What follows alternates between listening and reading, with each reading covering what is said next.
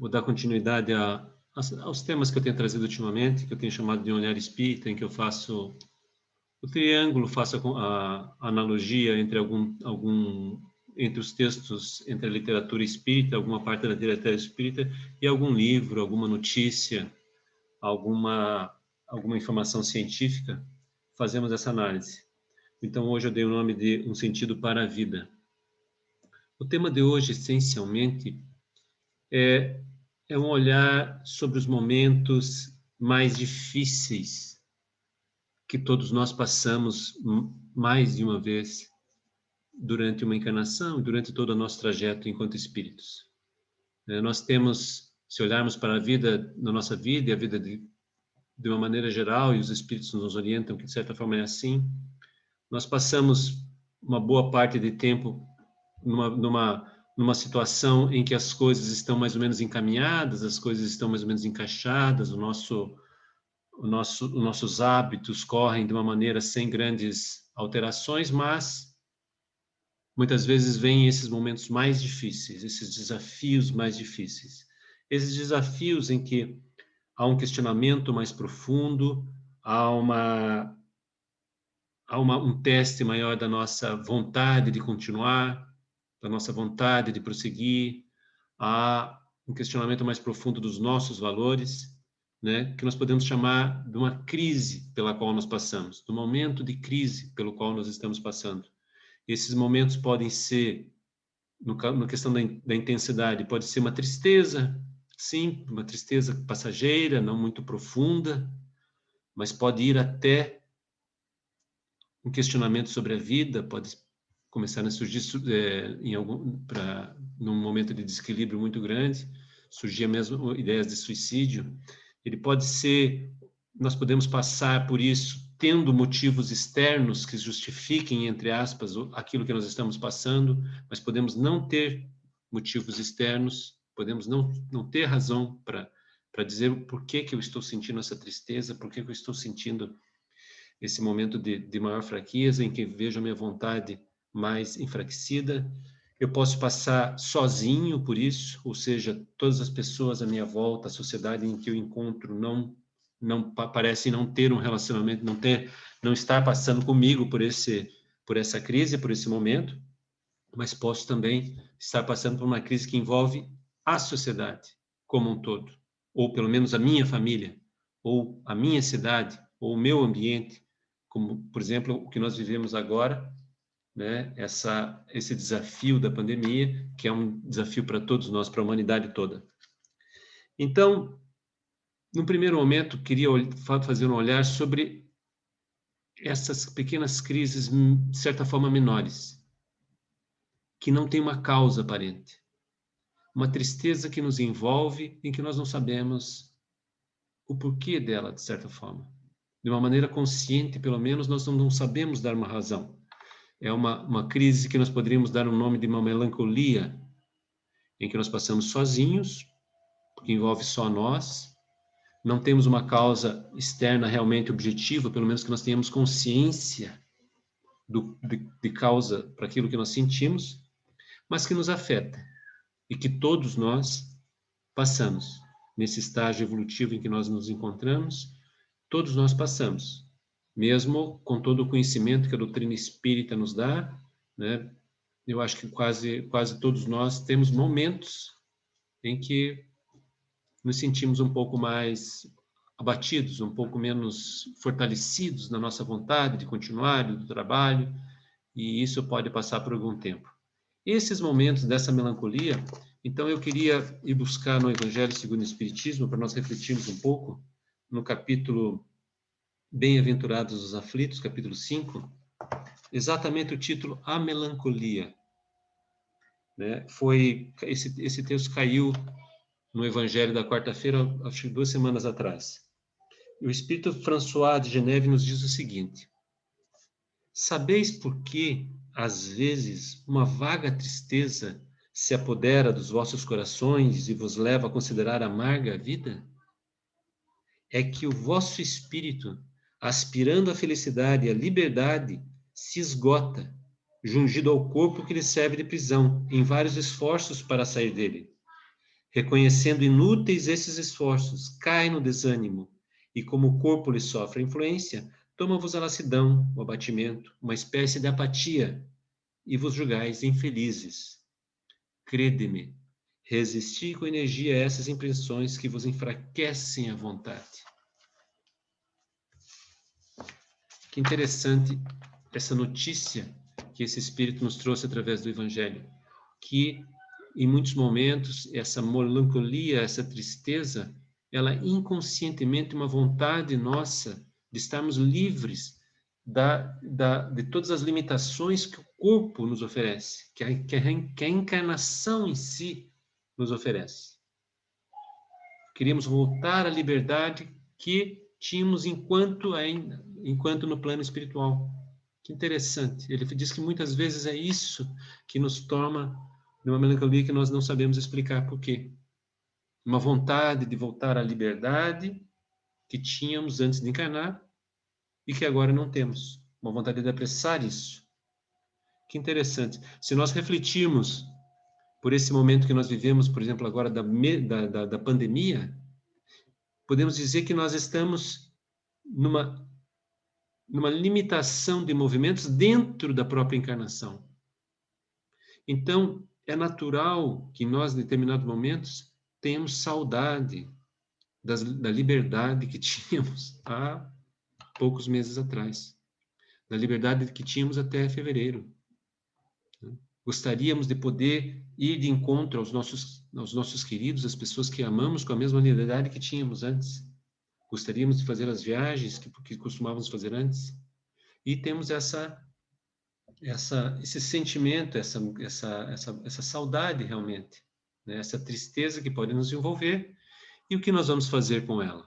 Mantermos-nos, né? Mantermos-nos confiantes, buscarmos o nosso conhecimento do que representa esses desafios, do aprendizado que sempre está por trás deles, para sairmos mais fortes de tudo isso, né? Porque muitos de nós, mesmo estando passando por esse momento da pandemia, por esse momento de restrições, na melhor situação externamente que poderíamos passar, sem desafios de ordem social, financeira, sem desafios da solidão, porque estamos num contexto de família, sem desafios da ordem de saúde, mesmo assim, né, podemos sentir em alguns momentos essa pequena tristeza, essa melancolia, e não devemos, a última coisa que não devemos fazer é nos condenar por isso.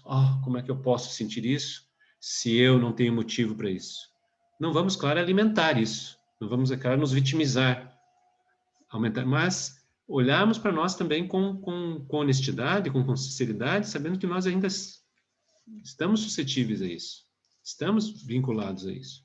Outro motivo que muitas vezes pode nos trazer uma melancolia, uma tristeza que não entendemos o motivo, que não sabemos o porquê que está acontecendo, é quando algum fato que nós vemos, alguma coisa que nos é dita, alguma coisa que nós assistimos, faz com que nós tenhamos um olhar sobre nós mesmos novo. E esse olhar, esse espelho que me é apresentado, não me é agradável. Por exemplo, alguma coisa pode fazer com que eu perceba que os meus movimentos de caridade, os meus movimentos de bondade ainda são muito racionais. Eu ainda dou muito daquilo que me sobra, enquanto eu julgava que eu já estava mais bondoso, que eu já era mais caridoso. Então, essa desilusão pode nos causar alguma tristeza. Assim como pode ser perceber-me mais apegado, né, a algo que eu achava que não era mais apegado, perceber-me ainda vinculado a algum vício físico que eu julgava já não possuir mais, perceber-me mais agressivo do que eu julgava já não ter mais essa agressividade em mim, e determinada situação vem me mostrar como ainda está por um fio essa agressividade dentro de mim. Então, quando nós temos por algum motivo externo, acontece esse espelho, acontece esse confrontamento, nós podemos ficar tristes, né? Porque a notícia que vemos ali não é a que nós julgávamos ter, aquela pessoa aquela característica nossa ali não é a que queríamos, ou o julgamento que fazíamos ideia de ter, que tínhamos na nossa vida. Mas se largarmos, deixarmos de lado um pouco essa, de certa forma, essa vaidade de já queremos ser mais evoluídos que no fundo somos, nós vamos perceber que, no fundo, a notícia é boa. A notícia da desilusão, ela é boa. Se eu percebo que ainda o meu movimento de caridade ainda é daquilo que me sobra apenas, ainda é muito racional, é porque agora eu estou me olhando com mais honestidade, com mais sinceridade. E esse olhar vai permitir com que eu consiga caminhar, dar passos mais seguros, né, de autoconhecimento e de exteriorização e de harmonização com o Pai, com as leis divinas, na ação cada vez de bondade, de doação mais espontânea, mais com sentimento do amor já prevalecendo de uma maneira mais intensa.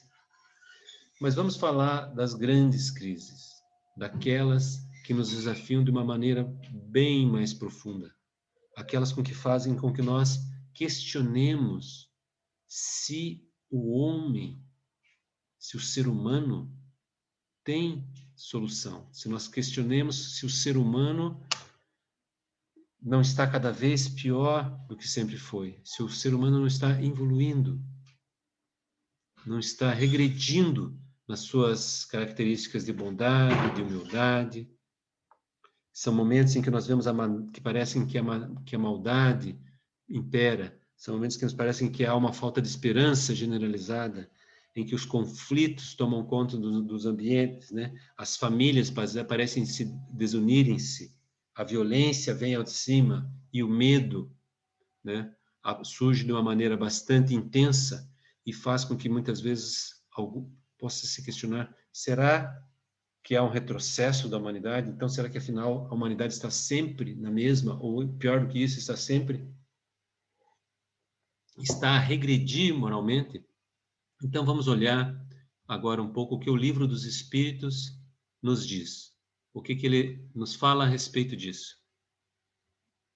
Eu vou partilhar a tela. Só um minutinho, desculpem. Para eu partilhar a tela, que eu me esqueci. Partilhar a tela.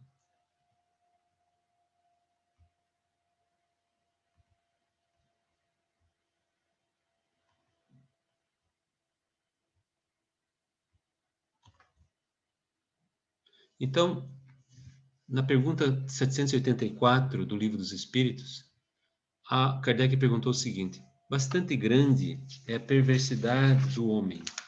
Não parece que, pelo menos do ponto de vista moral, ele, em vez de avançar, caminha aos recuos? E a resposta dos Espíritos é a seguinte: enganas-te. Observa bem o conjunto e verás que o homem se adianta, pois que melhor compreende o que é mal e vai dia a dia reprimindo os abusos. Faz mistério que o mal chegue ao excesso, para tornar compreensivo a necessidade do bem e das reformas. Percebam que faz mistério que o mal chegue ao excesso.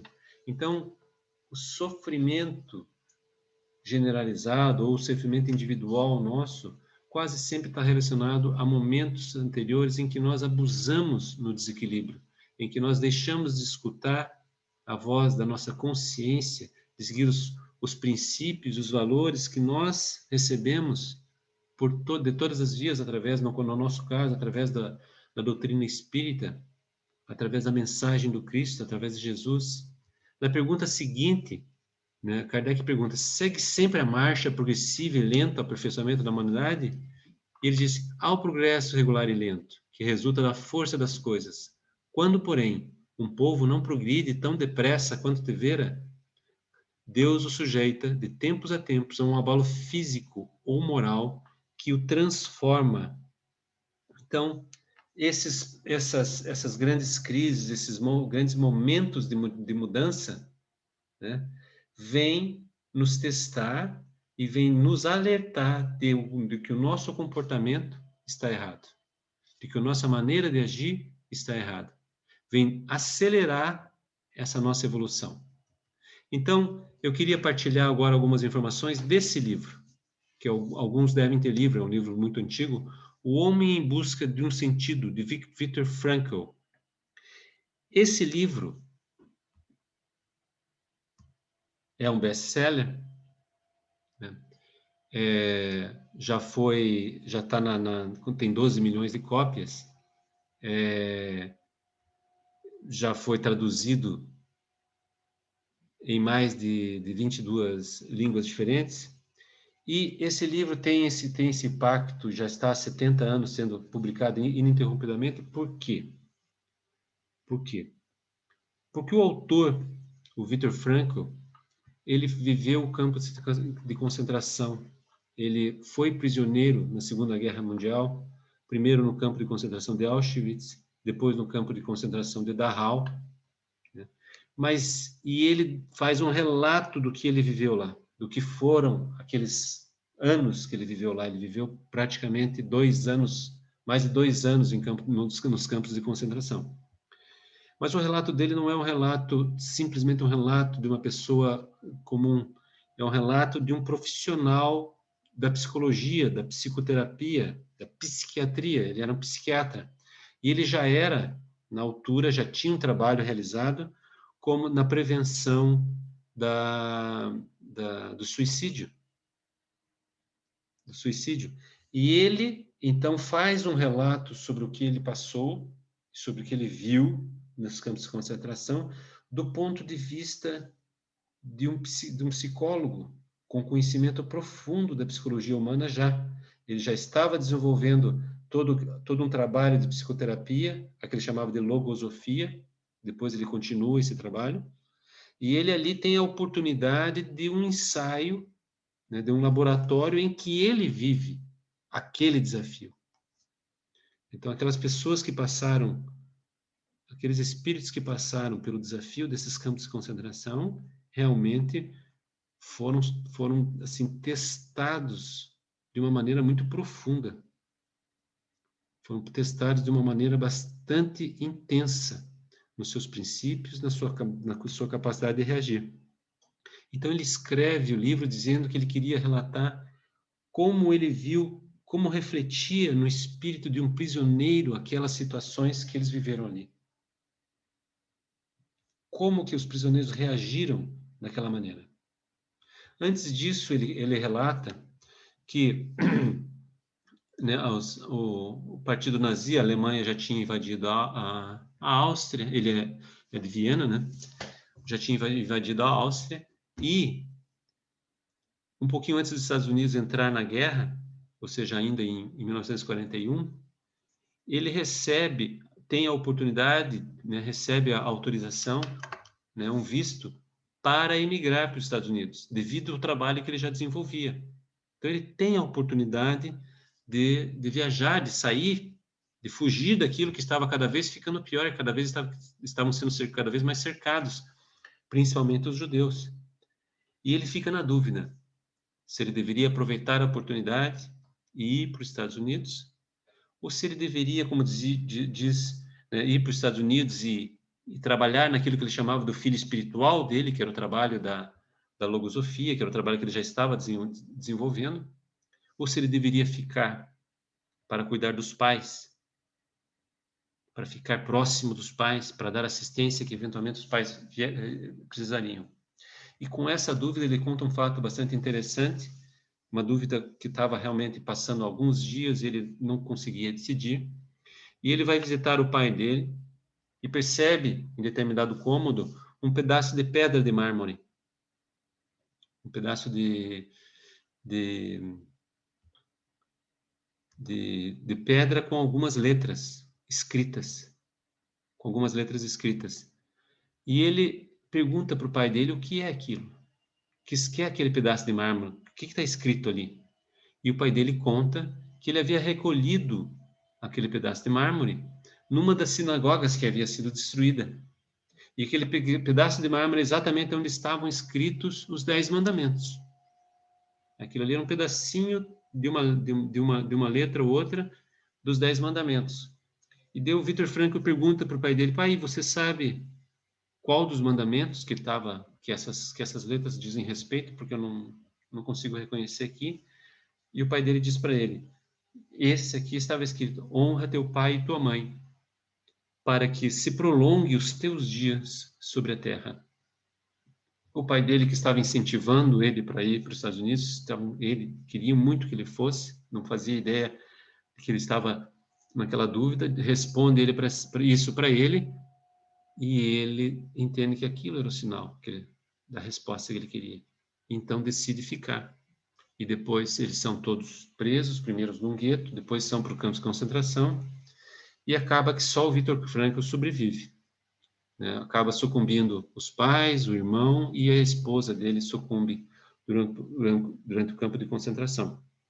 Então, ele relata ali, de uma maneira bastante direta, o que foi a desumanização do campo de concentração. Ele relata ali, por exemplo, que ele tinha o número dele era o 119, 104, e tudo o que acontecia, toda a estrutura, né, colaborava para que eles se desumanizassem, para que eles perdessem a consciência da sua humanidade, da sua espiritualidade, que ele usa o termo espiritualidade muitas vezes. Né? E naquele ambiente aconteceu muitas pessoas não suportaram aquilo que estavam passando e acabaram optando pelo suicídio. Ele viu muitas pessoas se suicidarem, não suportarem aquilo que eles estavam passando, o sofrimento, a incerteza, e viu muitas pessoas se suicidarem. E eles já sabiam, de certa forma, todos aqueles que estavam vivendo, alguns sinais que indicavam que a pessoa havia desistido de seguir em frente. Alguns sinais até estranhos, por exemplo, quando a pessoa conseguia um cigarro, que era uma moeda muito importante, para o prisioneiro comum conseguir um cigarro, ele tinha que fazer alguma tarefa muito perigosa, ele tinha que fazer muito trabalho extra para conseguir um cigarro ou dois. E um cigarro era uma moeda de troca lá que valia uma sopa. E a refeição deles por dia era uma sopa e um pedaço de pão.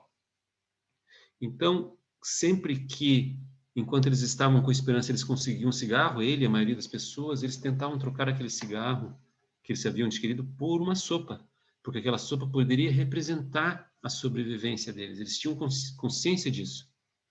E quando eles percebiam que alguém estava fumando o próprio cigarro que havia de alguma forma conquistado, eles percebiam, e quase sempre isso era verdadeiro, que a pessoa havia desistido de viver, desistido de continuar. E mais à frente, muitas vezes a pessoa suicidava-se, correndo em direção ao arame farpado, para que fosse baleada, ou simplesmente não se levantando da cama. E nesse momento, o Viktor Frankl tenta ajudar com aquilo que ele conhecia, com aquilo que ele sabia. Primeiro, ajudar a ele mesmo e ajudar aquelas pessoas que ele estava vendo. Mas ele relata de uma maneira mais profunda o que causa maior sofrimento na pessoa. E ele diz assim: não é a dor física que dói mais, é a agonia mental causada pela injustiça. É o absurdo de tudo aquilo, né? É o insulto que implica, né? Isso causava mais dor, como ele fala, do que a dor física mesmo. Ele relata, por exemplo, que em determinado momento ele estava trabalhando, eles eram obrigados a trabalhar em serviços pesados, e ele estava trabalhando, estava se dedicando, e em determinado momento ele para um pouco, faz uma pequena pausa para respirar, para ganhar energia. Exatamente nesse momento, um capataz olha para ele e acha que ele está, né, desfazendo do trabalho, mas não chega a ter o trabalho de ir lá falar com ele. Joga uma pedra em cima dele, da onde está, a rir-se. Então ele diz para aquele capataz, naquele momento, eu não valia o trabalho dele de vir até perto de mim e dizer que não estava satisfeito. Então, eu não era um ser humano naquele momento para ele. E isso era o que causava tanta dor. Outra questão que ele fala que causa muito sofrimento e traz algumas reflexões para nós agora, ele diz que era o não saber até quando aquilo duraria. Até quando nós ficaremos presos? Nós não sabemos. Até quando isso vai ser? Nós vamos viver por isso. Então, a incerteza do futuro causa muita dor. E ele relata ali que isso está presente, por exemplo, nas pessoas que estão desempregadas, numa situação normal da sociedade. Por quê? Até quando eu estou desempregado? Até quando eu vou ter dificuldade de sustentar a minha família? E vejamos quantas pessoas estão vivendo isso hoje, com a pandemia. São muitas pessoas que estão vivendo essa insegurança. Até quando que eu vou poder ter o meu trabalho novamente? Que eu vou ter as condições de sustentar a minha família? E isso causa muito sofrimento, muita angústia. Então, como terapia, como apoio, como recurso para ajudar com que a pessoa consiga superar isso e seguir em frente, ele cita Nietzsche, né, que Nietzsche disse que aquele que tem uma razão para viver pode suportar tudo. Então ele percebe de uma maneira ali na primeira pessoa o quanto é importante a pessoa puxar por si o que me move, qual é o objetivo da minha vida, né?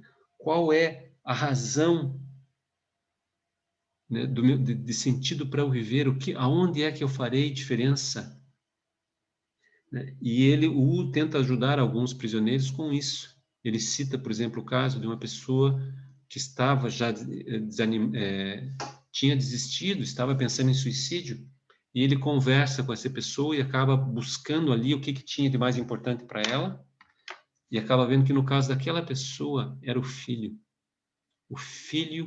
que ainda era um filho pequeno, e que se ele resistisse, sobrevivesse e fosse em busca do filho, ele faria toda a diferença para o seu filho. E aquele motivo foi suficiente para a pessoa resistir e seguir em frente.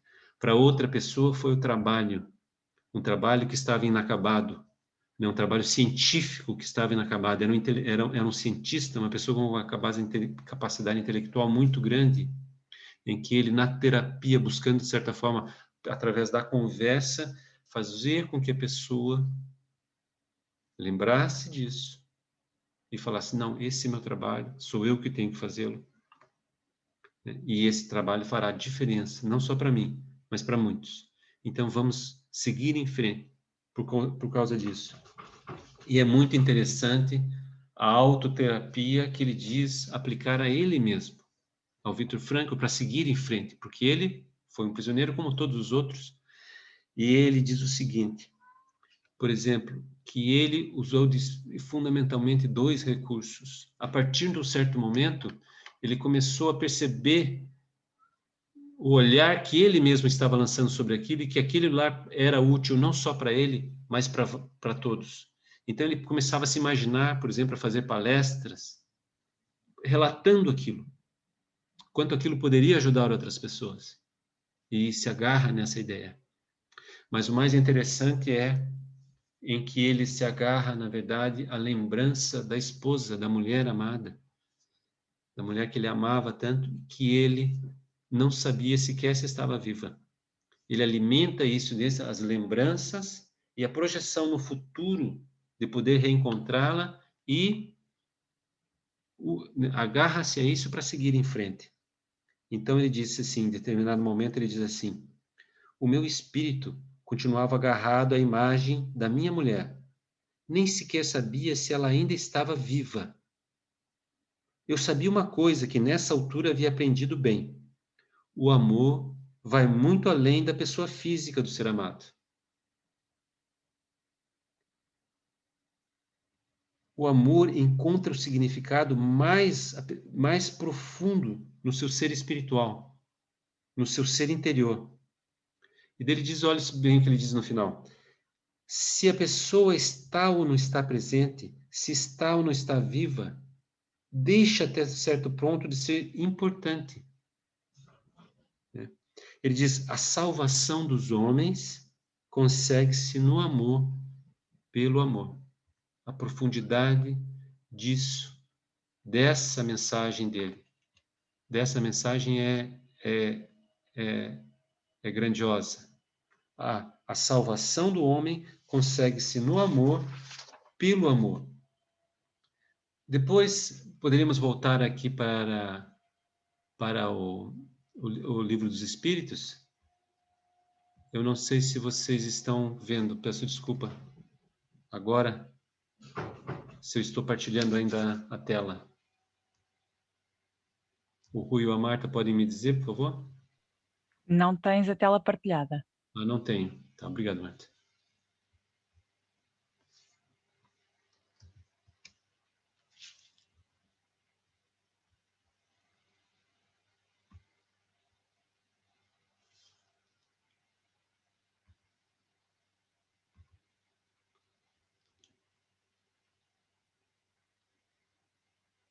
Agora sim, né? Sim. Então, no Livro dos Espíritos, vamos ver mais algumas questões do Livro dos Espíritos.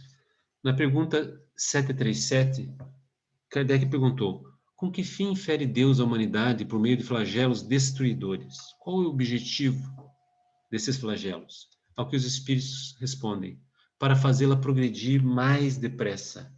Essas subversões, porém, são frequentemente necessárias para que mais pronto se dê o advento de uma melhor ordem de coisas e para que se realize em alguns anos o que teria exigido séculos. Ou seja, vem para acelerar o nosso desenvolvimento. E na 738, Kardec pergunta: para conseguir a melhora da humanidade, não podia Deus empregar outros meios que não os flagelos destruidores? É uma pergunta que se coloca muitas vezes, principalmente para quem não tem o contato, por exemplo, com todas as informações que nós temos da doutrina espírita. A pessoa se pergunta sempre: mas por que o sofrimento para a evolução? E a resposta dos espíritos é a seguinte: pode e os emprega todos os dias, pois que deu a cada um os meios de progredir pelo conhecimento do bem e do mal. O homem, porém, não se aproveita desses meios, né? Necessário, portanto, se torna que seja castigado no seu orgulho e que lhe faça sentir a sua fraqueza.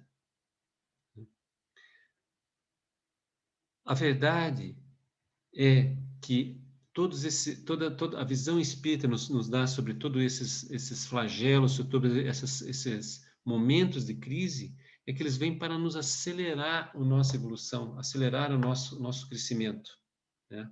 Acelerar o nosso, a nossa harmonização com as leis divinas, com a bondade, com a luz, com a paz que está em toda a obra divina na qual nós fazemos parte. É a lei de evolução que estamos submetidos, né? E nós precisamos conseguir sair dar um passo em frente do conhecer, saber a teoria, para viver de acordo com esse conhecimento, vivermos, né? Sermos o bem em cada ação nossa, em cada ato nosso, a sabedoria em si, né? E nesse processo, os mais evoluídos sempre buscam para ajudar os menos, aqueles que estão ainda patinando, aqueles que estão com dificuldade. E nesse momento, eu fui buscar, que achei que trazia muita informação para aqui, uma passagem que tem no livro Libertação, né, do espírito de André Luiz, a psicografia do Chico. E nesse livro, o André Luiz relata de uma maneira muito rica, muito própria, como é que acontece a transformação de alguém.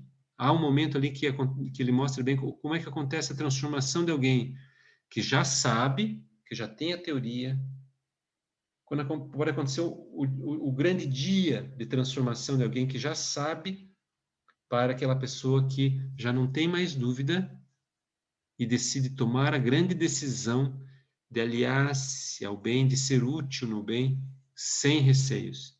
Então, isso acontece, o orientador do André Luiz nesse livro é o Gúbio, e ele vai em busca de auxiliar uma pessoa querida sua, que ele tinha sido sua filha, a Margarida, que está sob um enorme ataque da espiritualidade, enorme ataque. Quando eles chegam ao aposento da Margarida, em que ela está na sua casa, ela já bastante definhada, já sendo programados, aqui todos os espíritos que estavam ali tentando prejudicá-la através da magnetização negativa em torno dela, já previam que não durariam muitos dias para que ela desencarnasse, tal desequilíbrio que eles estavam provocando nela. E o chefe, entre aspas, o líder dos magnetizadores ali que estavam tentando prejudicar elas, chamava-se Saldanha. Então o Gúbio com o André Luiz chegam até ali e o Saldanha acha que eles também estavam ali para ajudá-los a prejudicá-la. E o Gúbio, que é o espírito evoluído, que é o que está orientando, olha tudo o que está acontecendo e mantém-se, sem se manifestar. E André Luiz não entende aquilo, mas como? Por que ele não usa a capacidade toda que ele tem, né, para interferir diretamente, para afastar esses fluidos negativos, essa magnetização negativa? E o Gúbio tem calma, espera dias, acompanha todo aquele trabalho, observa tudo aquilo, e, em determinado momento, aproveita que o Saldanha, que era o chefe do trabalho ali para prejudicar a Margarida, vai ver como está o seu filho, a sua nora e a sua esposa, a nora e a esposa desencarnados, e o filho no manicômio, extremamente desequilibrados. E o Gúbio, então, o espírito evoluído, né, o espírito de luz que estava ali, pede para o Saldanha se ele poderia tentar ajudar. E ajuda. Daí sim usa todos os seus recursos, a sua prece, né, o seu carinho, e consegue encaminhar, né, a esposa e a nora, que estavam desencarnadas, consegue desfazer toda a trama ali que estava extremamente prejudicial para todos, consegue encaminhá-los, ajudá-los. Depois ajuda em outros sentidos também o Saldanha, ajuda um dos outros magnetizadores que estavam lá prejudicando ela, e só depois que eles já tinham sido ajudados é que ele pede para que eles tenham compaixão da Margarida, que ela tinha um amor de pai para filha com ela. E os dois, né, os dois espíritos, o Saldanha e o outro que estavam tentando prejudicá-la, ficam, claro, completamente envolvidos pelo amor, pela doação que o Gúbio tinha dito. E no momento, Kardec conversa então com Saldanha, conversa com aquele que tinha há poucos dias estava ali empedernido em prejudicar uma pessoa através das vibrações, conversa com ele e percebe que ele tem uma noção teórica muito profunda da realidade da vida, das leis da vida. Ele pergunta, mas por quê? Por que que você estava fazendo aquilo que você estava fazendo? Então eu vou ler aqui para vocês a resposta que o Saldanha dá, que nos traz uma orientação muito importante. Então, o André Luiz diz a ele: Saldanha, o teu próprio caso é um exemplo vivo. Espanta-me o cabedal de teus comentários inteligentes. De nenhum modo poderia ser um ignorante. Quer dizer, de nenhum modo a ignorância justifica, né, todo o teu empenho em prejudicar uma pessoa ou outras pessoas amando de terceiros. Por que é que você fazia isso? E o Saldanha vai dizer o seguinte: assim, né, replicou o ex-verdugo, sorrindo, inteligência não me falta, leitura idem. Estou positivamente informado com relação aos deveres de ordem geral que me competem. Faltava-me, contudo, a companhia de alguém que conseguisse mostrar-me a eficiência e segurança do bem, no meio de tantos males. Imagina um esfomeado a ouvir discursos. Acredita que as palavras lhe satisfaçam as exigências do estômago? Isso foi precisamente o que me ocorreu. Preocupado com a esposa e a nora, desencarnadas em terrível desequilíbrio, atormentado pelo filho louco e pela neta em perigo, não havia espaço mental em minha cabeça para simplesmente louvar teorias salvadoras. O benfeitor Gúbio, no entanto, demonstrou-me que o bem é mais poderoso que o mal. Isso para mim bastou a saciedade. Nas dúvidas, o esclarecimento benéfico traduz verdadeira caridade. Então, o exemplo que o Gúbio deu a ele de auxiliar alguém sem interesse e a confiança, a fé, né, de que o bem era mais forte que todo aquele desequilíbrio que estava à volta, foi suficiente para que o Saldanha, no caso, refletisse e mudasse a sua postura completamente, passasse a agir, e ele vai ter uma ação muito importante para resolver. É um livro belíssimo esse da libertação. Eu fiquei realmente, em alguns momentos, emocionado com o que traz ali. Continuando aqui ainda no Livro dos Espíritos, né, na pergunta 778A, Kardec pergunta: mas nesses flagelos, tanto sucumbe o homem de bem como o perverso. Será justo isso? É uma pergunta também que se coloca muitas vezes para quem não tenha refletido sobre esses temas.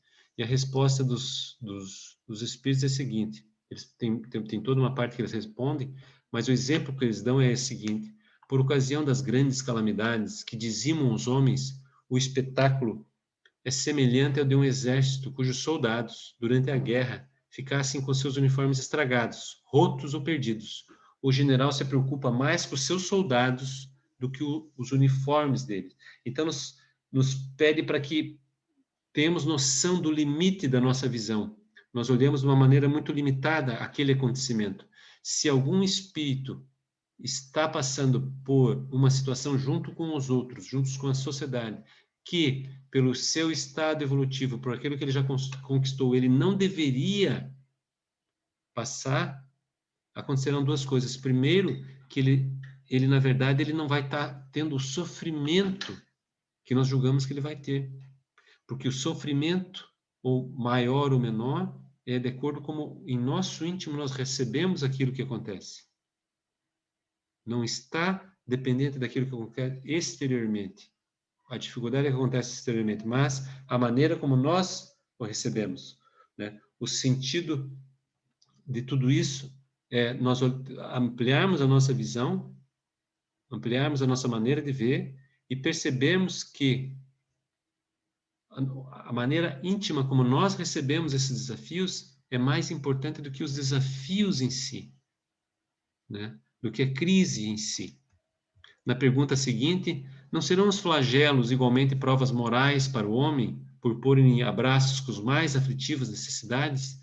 E a resposta dos Espíritos é, claro, os flagelos são provas que dão ao homem ocasião de exercitar a sua inteligência, de demonstrar a sua paciência e resignação ante a vontade de Deus, e que lhe oferece ensejo de manifestar seus sentimentos de abnegação e de desinteresse, e de amor ao próximo, se o não domina o egoísmo.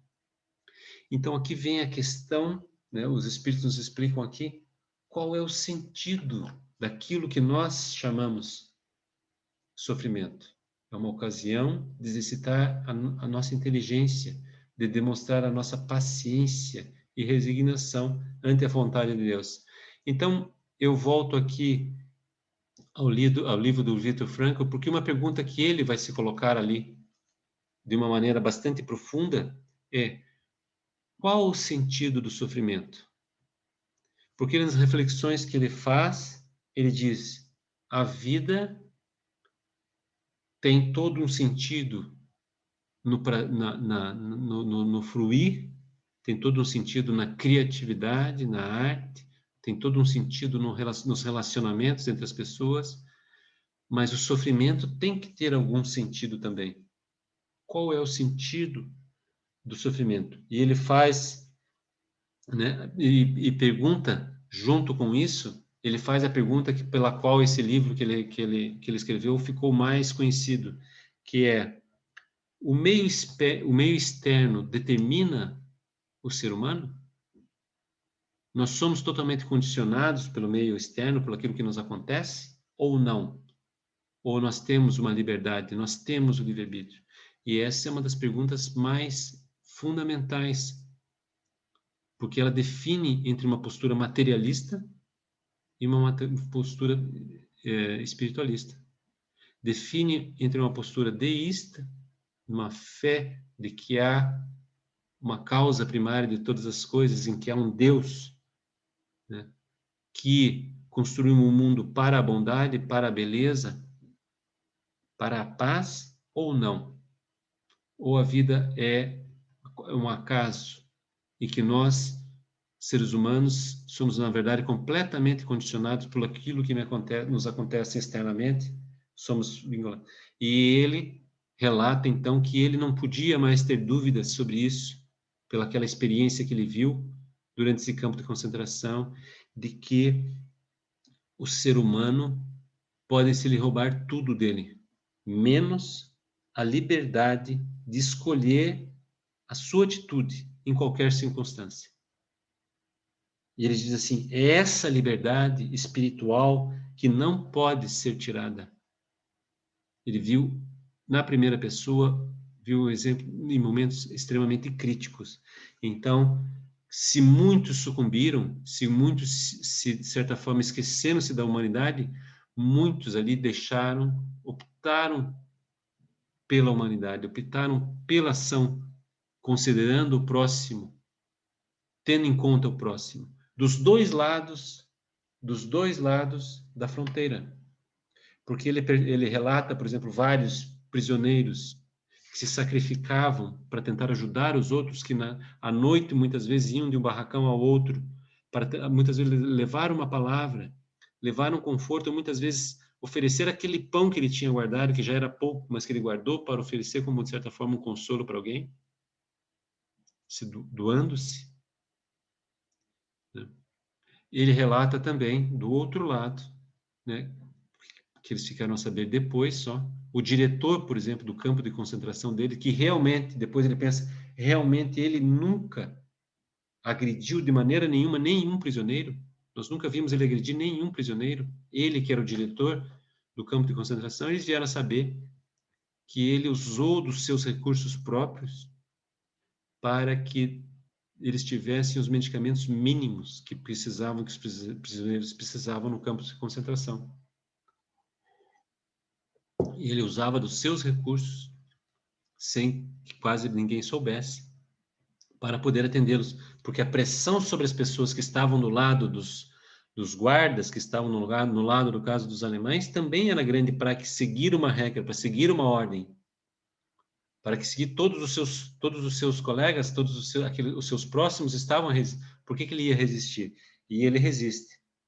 Então o Viktor Frankl fala o seguinte: a forma como o homem aceita o seu destino, mesmo nas circunstâncias mais difíceis, né, ele pode decidir entre manter-se corajoso, digno e altruísta, ou pode esquecer sua dignidade humana e tornar-se pouco mais que um animal.